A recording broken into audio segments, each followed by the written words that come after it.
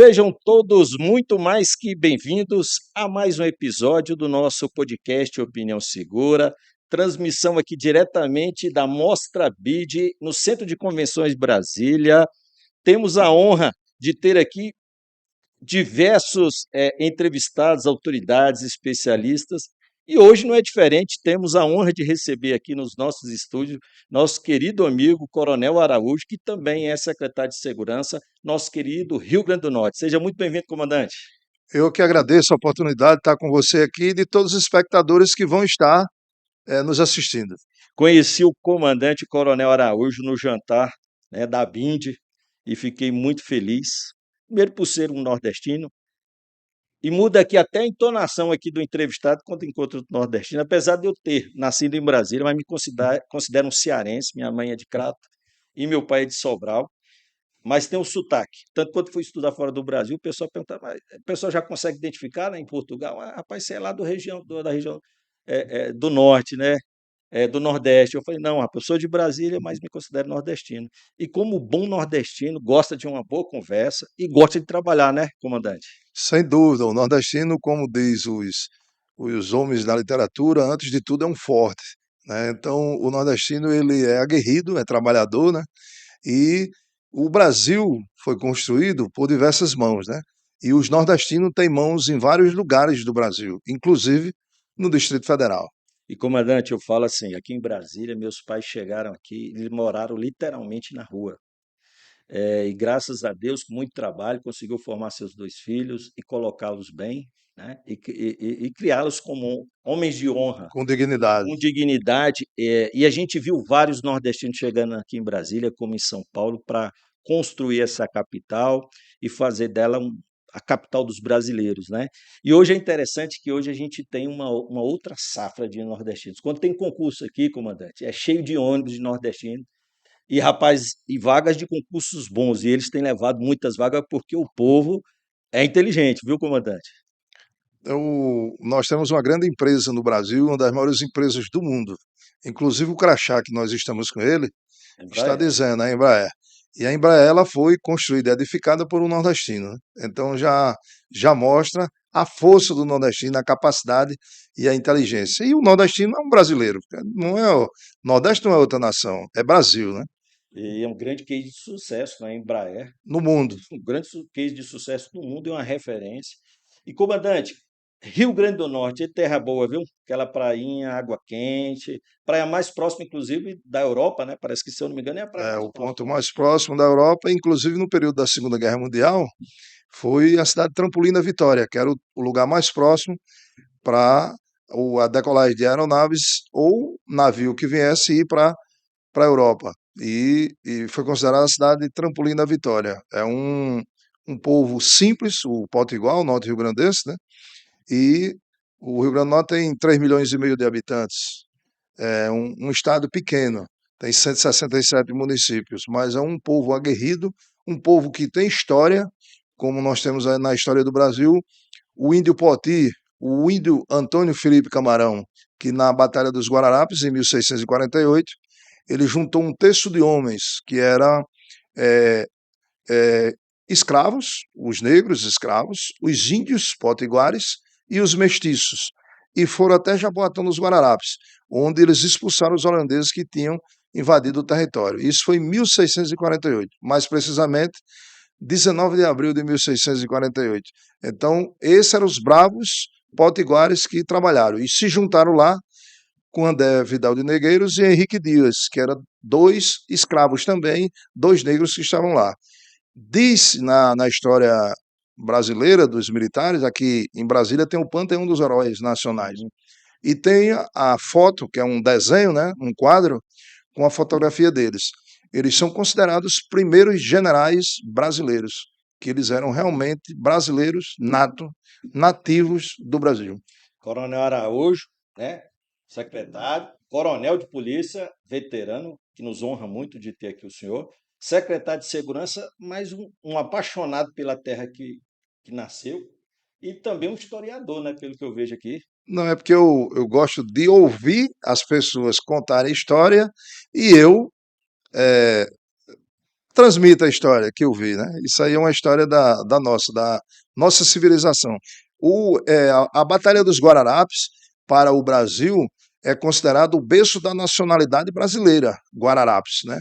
E foi esses homens que foram lá. E na época não existia Telegram, não existia WhatsApp, não existia bússola, não existia nada. E eles saíram, esses grupos de homens, e foram se reunir lá e enfrentar os holandeses, que tinham invadido o território brasileiro. Comandante, o pouco que eu estou conhecendo o senhor lá desde o jantar, eu já percebo que é por isso que o senhor está tanto tempo como secretário, né? Porque defende bem o Estado, defende bem a história do povo rio-grandense, né? Rio-grandense, podemos falar assim também, É o não? povo potiguar, Potiguar, né? que Essa vem região do sul. da tribo potiguara, que em Tupi-Guarani eram os comedores de camarão, eram os índios que comiam camarão à margem do rio Potengi. Então eles são da tribo potiguara, em Tupi-Guarani. E o Felipe Camarão, que é o índio Antônio Felipe Camarão, ele foi batizado, ele como índio foi batizado, e ele tornou-se Antônio Felipe Camarão, que camarão é a tradução de potiguara, que é o comedor de camarão. Rapaz, o senhor conhece muito, hein? Comandante, o senhor ficou quanto tempo na gloriosa Polícia Militar do Rio Grande do Norte? Eu servi 30 anos, né, na instituição e os últimos 5 anos da minha vida em serviço ativo como comandante da Polícia Militar, Comandante-geral da nossa comandante-geral da gloriosa. Polícia Militar. Perfeito. Aí foi, o senhor está no segundo mandato como secretário, é isso? Aí nesse período eu fui para a reserva em dezembro de 2014 e a partir de janeiro de 2015 eu já na reserva fui trabalhar na Assembleia Legislativa. Aí fui trabalhar como GSI, o chefe do Gabinete de Segurança Institucional da Assembleia. O presidente da Assembleia, o deputado Ezequiel, que ainda é presidente da Assembleia, é, e me chamou lá e nós tínhamos amizade de muito tempo e fiquei trabalhando com ele. Tão logo a governadora era senadora da República, fez a campanha, foi eleita governadora e nos chamou para assumir a secretaria. Nós assumimos a partir de 1º de janeiro de 2019 até o dia de hoje. Eu não sei se eu voltar agora para Natal, estou fora, mas até hoje estou no carro. Então o senhor não parou, né? Não parei. 10 Não anos de estamos no reserva, tempo de Jaqui, não, né? não, dez anos trabalhando, continuando trabalhando, né? Rapaz, o senhor tá É, novo aí, né? 60 anos, Tem muito para entregar ainda, né? Estamos na flor da idade, né, comandante? na plenitude vamos dizer, do conhecimento, né? Do Temos muito a conhecimento. a ofertar para nossas É, instituições, né? E qual o segredo de se manter tanto tempo à frente? Porque a gente sabe que não é fácil, não, né? A gente vê aí vários incidentes, né? Vários secretários sob constante ataque da imprensa, da sociedade. Às vezes acontece um fato isolado que não tem nada a ver com o secretário, mas lá vai o secretário ser ponto de crítica, né? nós temos duas personalidades da história da humanidade, Abraão e Jó. Abraão é o pai da fé e Jó, o pai da paciência, né? Da tolerância. Então, em segurança pública, a gente tem que ter muita fé e muita paciência, porque muitas vezes as pessoas detratam o agente de segurança pública, né?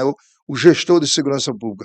Nós somos incompreendidos. Então, esse binômio de fé e tolerância ajuda a gente viver e sobreviver, né?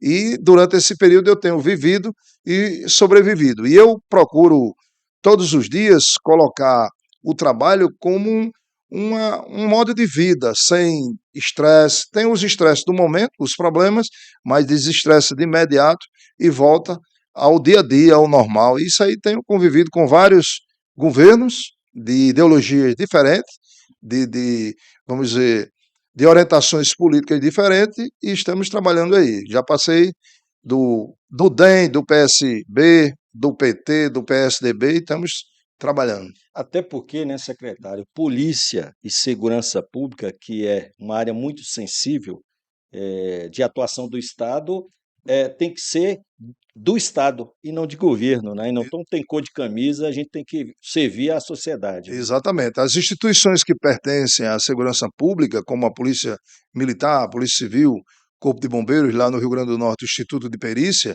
que são 4 instituições vinculadas à segurança pública, são instituições do Estado, não é de um governo. Tem um governo que faz a gestão, que é eleito pelo povo do Rio Grande do Norte, como a professora Fátima Bezerra, foi eleita pela maioria do povo do Rio Grande do Norte e reeleita governadora. E ela compreende a nossa atividade, a função de segurança pública e valoriza os profissionais e dá condições de trabalho a gente. Então, a gente tem feito isso durante os 6 anos, um trabalho de forma muito integrada com as próprias instituições estaduais, com as instituições nacionais lá, as Forças Armadas, a Marinha, o Exército Aeronáutico, a Polícia Federal, a Polícia Rodoviária Federal, a Polícia Penal Federal, a Agência Brasileira de Inteligência, o Ministério Público através do GAECO, então trabalhando de forma integrada na integração institucional e a integração informacional, porque é a parte de inteligência para trabalhar para fazer operações. E, coronel, o senhor falou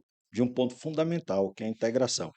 E me surpreende, eu pergunto para o senhor, até eu falei para o senhor que eu fiquei surpreso quando eu conheci, 6 anos à frente da Secretaria de Segurança Pública, porque os estados, os governadores têm, obviamente, visando não ferir suscetibilidades, né, porque tem a Polícia Civil, a Polícia Militar, e às vezes se utiliza de outros estratagemas, como chamar um general, ou um delegado da Polícia Federal, né? E o senhor ficando lá 6 anos, isso significa que, obviamente, o senhor se conduz mesmo pela integração entre as forças de segurança, obviamente sendo um coronel de polícia, mas sabendo que, acima de tudo, é um secretário de segurança que tem que prestigiar todas as forças e tratar de forma isonômica, né?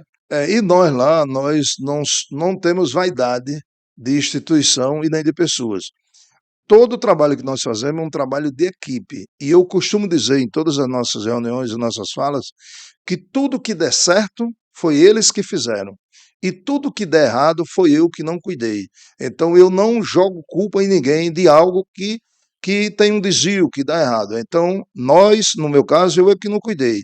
E eles, os policiais, os bombeiros, o policial civil, o militar, o servidor da perícia, eles são as pessoas que estão fazendo a segurança pública, estão trabalhando, são abnegados e mostram o serviço e mostram resultados.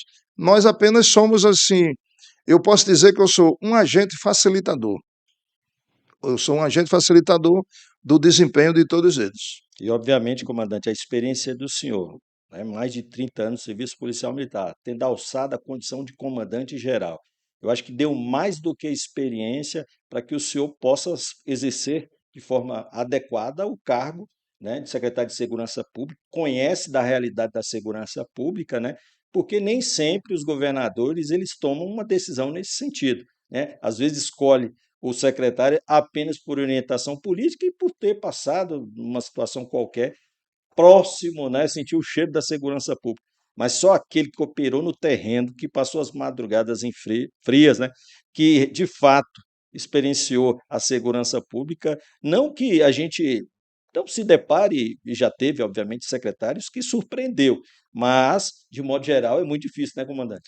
Nós, durante toda a minha vida, até hoje, eu tenho 60 anos de idade, né? E o período que eu estive em serviço ativo na Polícia Militar e o tempo que eu passei também pelo Exército, que eu fiz o curso de infantaria no Exército, o NPR, depois fui à Academia de Polícia e depois fiz outros cursos. Então eu sempre procurei eh, me atualizar, viver atualizado, fazer cursos de formação e aperfeiçoamento, e tanto na universidade como nas escolas militares, cursos de graduação e pós-graduação, para ter uma bagagem de conhecimento suficiente para, no final da carreira, poder ser gestor. Que antes de mais nada, um comandante e um secretário ele tem que ser gestor. Ele tem que ser um policial, mas ele tem que ser um gestor. Tem que compreender como é que funciona a máquina pública. E eu sempre procurei fazer isso. E procurei mesclar. Não viver dentro da universidade e esquecer a instituição, e nem viver o tempo todo dentro da instituição e esquecer de estudar. Então eu sempre procurei fazer isso, e de forma mais humilde possível, porque eu aprendo com um soldado. O soldado, o agente recruta, ele tem algo para nos ensinar. E vamos dizer, besta, como a gente diz na linguagem nordestina, besta é quem acha que sabe de alguma coisa. Nós não sabemos de nada. Todo dia é uma aprendizagem. Nós somos eternos aprendizes, na verdade. E, comandante, nesses 6 anos à frente aí da Secretaria de Segurança lá do Rio Grande do Norte, qual é a grande dor do senhor? Acho que deve ser várias dores, né?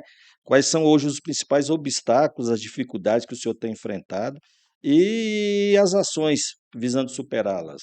É, o, a, todos nós que vivemos na segurança pública, nós sofremos de um mal do século na segurança pública do Brasil. É vamos dizer, o incremento da droga chegando, que destrói famílias, o pai, a mãe, o avô, a avó, leva o filho à escola. Então, na escola, ele não fica em tempo integral, ele não tem esporte, não tem lazer, não tem recreação. Aí aparece alguém para cuidar daquela criança, para adotar aquela criança. E aquela criança, ela se torna consumidora de droga e se torna participar das organizações criminosas. Então, o mal de todos nós é uma chaga humana, é a droga. E a droga traz tudo, atrai todo tipo de delinquência. E o Brasil é um país de dimensão continental, com mais de 8 milhões de quilômetros quadrados, uma fronteira terrestre muito grande e uma fronteira marítima muito grande também. E as instituições de defesa nacional e de segurança pública não têm condições de estar em todo o território nacional. Então, a droga entra no Brasil, o contrabando de armas, o contrabando de cigarros também, que hoje tem muitos cigarros falsificados andando por aí, e chega em todos os lugares. Aí fomenta todo tipo de delinquência. As organizações criminosas crescem com isso aí. Então, para a gente hoje, o mal nosso, o mal do século, da humanidade, eu até digo da humanidade, essa droga a gente não tem. A gente se sente, vamos dizer, fica frustrado em não conseguir, vamos dizer, enfrentar a criminalidade, né? Comandante, aí é uma percepção que eu tenho, né? Eu tive uma viagem, acho que foi para Parnaíba, a última viagem que eu fiz ao Nordeste, e algo que mencionaram era que hoje, cada vez menos, o nordestino que gosta de colocar cadeira na frente de casa para ficar batendo papo até tarde da noite já não consegue fazer isso porque o pessoal vem e rouba o celular. E a gente via muitos nordestinos saindo do Nordeste, indo para as grandes capitais para arrumar emprego, para melhorar de vida, entre aspas, né? E o que a gente observa um pouco hoje, aí é uma percepção minha, é que esse amigo nordestino está indo para as grandes capitais, às vezes não consegue uma ocupação, volta e o que é pior, volta viciado em drogas, né? Alguns jovens, né? A gente já tomou conhecimento de algumas questões como essa, de tentar a vida nos grandes centros, não conseguir um emprego, alguma coisa, voltar e voltar viciado, né? Então, o senhor foi muito feliz quando falou na questão das drogas.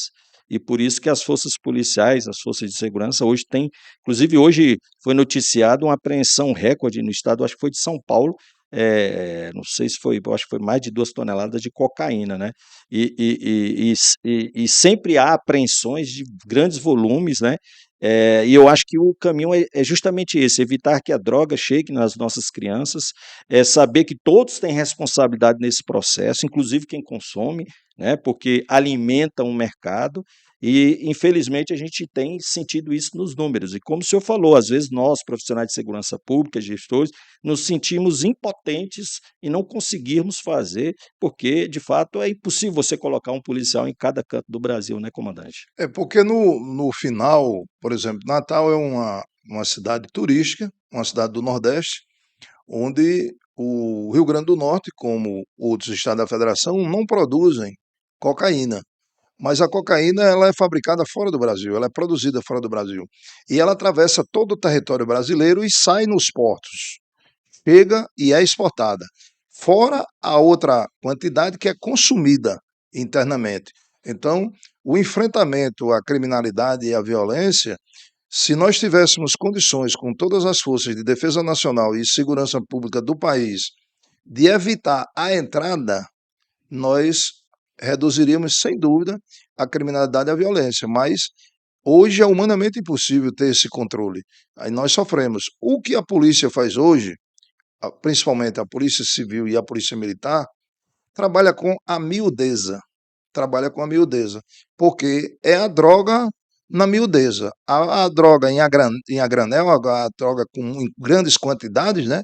Aí é como lá no Rio Grande do Norte, no Porto de Areia Branca, tinha uma casa lá que era um depósito que foi encontrado mais de 5.000 quilos de cocaína, que ia ser colocado num navio e levado para a Europa. Então, a quantidade de gente que ia consumir isso e o valor em dinheiro que isso era transformado. E para chegar até o Rio Grande do Norte, a cadeia que passou de transportar isso, com envolvimento de muitas pessoas a chegar ao solo do Rio Grande do Norte e ser levado para outros países, como acontece em São Paulo, como acontece em demais estados da federação, né? E, comandante, grandes problemas que os gestores na área de segurança pública do Brasil inteiro enfrentam, né? Que é a questão dos recursos, que às vezes são escassos, a questão da perda de efetivo, a gente tem, eu acho que todos os estados aqui no DF não é diferente, né? A gente legalmente teríamos que ter mais de 18 mil homens e hoje a gente tem cerca de 10 mil, né? Então, cada vez a gente tem menos efetivos, a sociedade cresce, né? A população cresce, os novos problemas vão se apresentando, mas o que é interessante e a gente tem percebido é a diminuição de alguns índices criminais. Aqui no DF a gente está tendo alguns recordes, né? E apesar da polícia às vezes ter essa, esse senso de às vezes estar, né? Essa percepção de enxugar gelo, mas sempre trabalhando, trabalhando, trabalhando. E aos poucos a gente vem reduzindo esses índices, trabalhando muito, e às vezes, infelizmente, por conta das questões financeiras e orçamentárias, né? Questão nem sempre a gente tem aumentos como a gente gostaria, mas, por outro lado, a gente percebe um melhoramento na qualidade de vida do trabalho policial enorme em todas as forças, com boas viaturas, com bom armamento, com colete. Então, a gente percebe que a polícia, nesse aspecto, está evoluindo muito, e talvez esta seja uma das explicações para que, mesmo com essas dificuldades, as polícias têm entregado grandes números para a sociedade, né, comandante? E Eu creio que seja a mesma é uma situação no Rio das Grande do coisas. Norte. E outra, a qualidade do policial hoje, para incorporar nas forças policiais, a segurança pública ela evoluiu muito no país.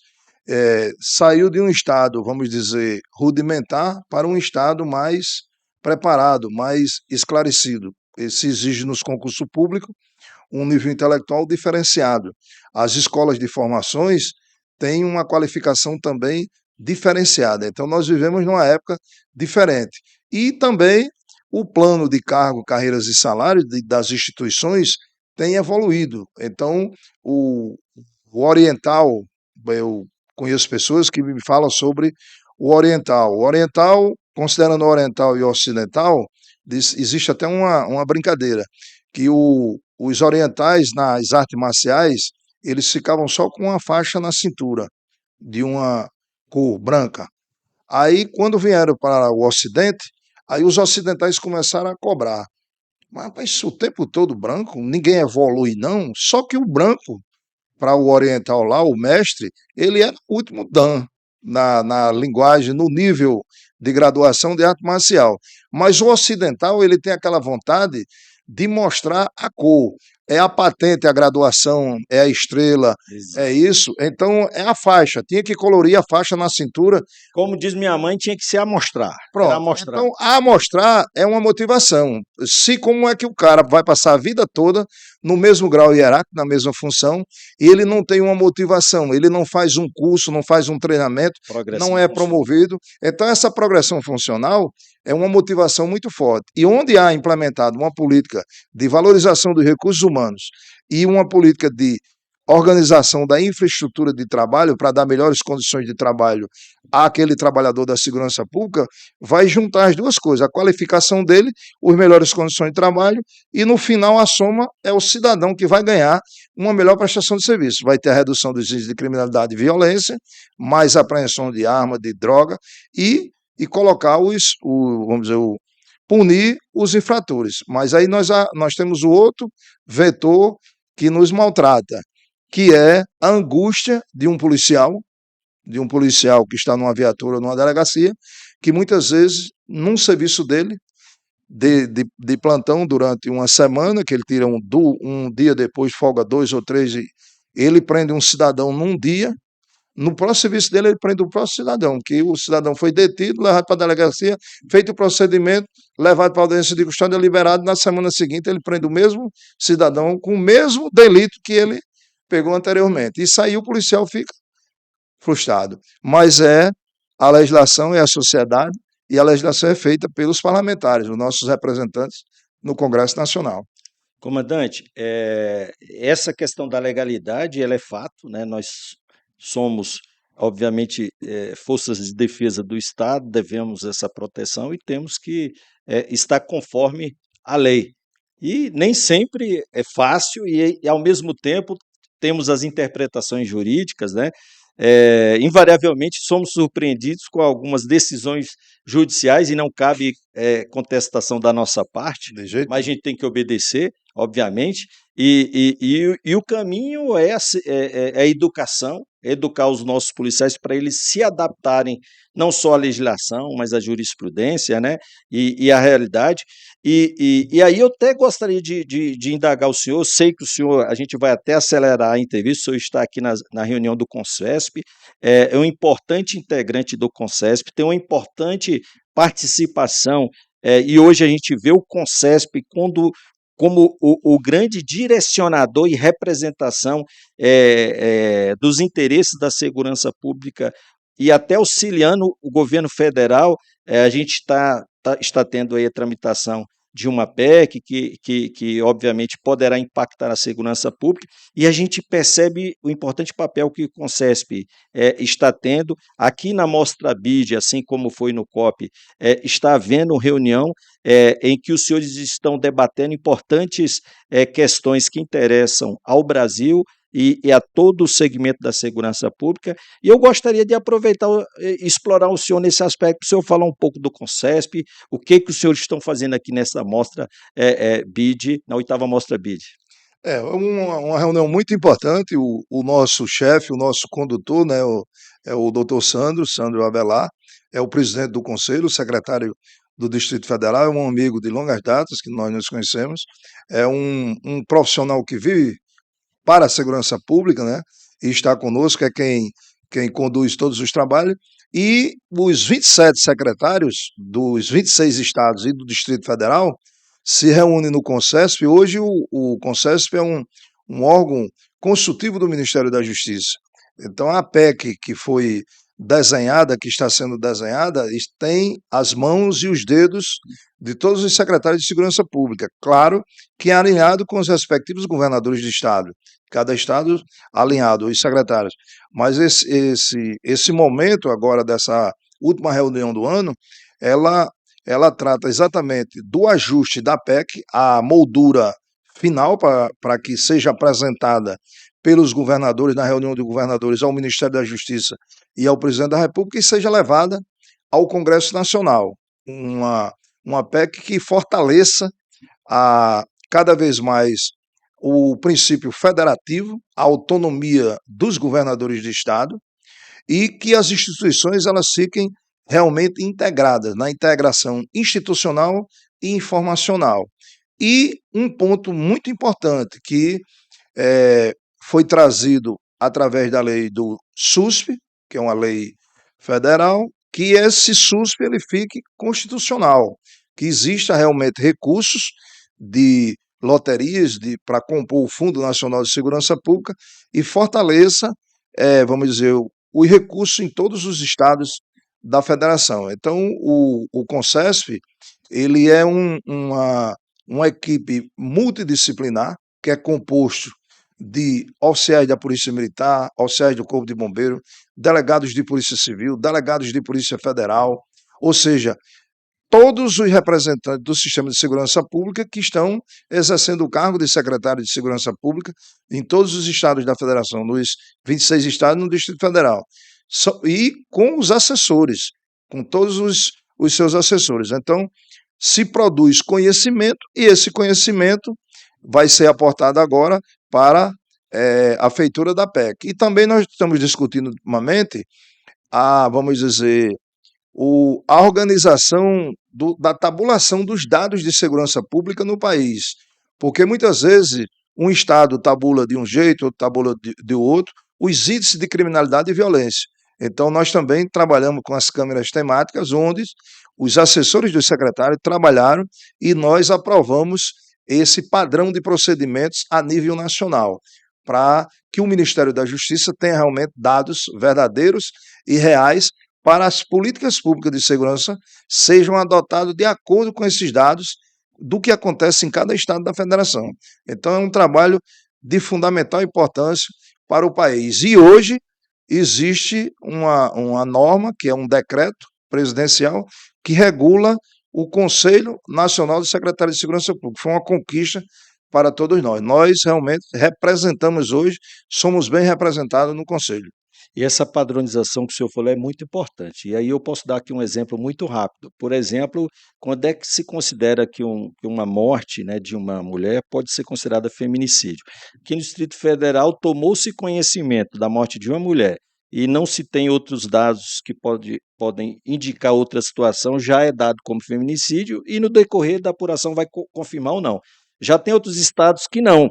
Então, o que acontece? Se você não padroniza a forma de se considerar determinados ilícitos, um estado vai ser acusado de ter um número elevado de feminicídios, às vezes o outro tem até um número maior, mas leva em consideração outros procedimentos, outras mecânicas, né? Então, isso que o Silvio falou é muito importante na questão da padronização de conduta e também da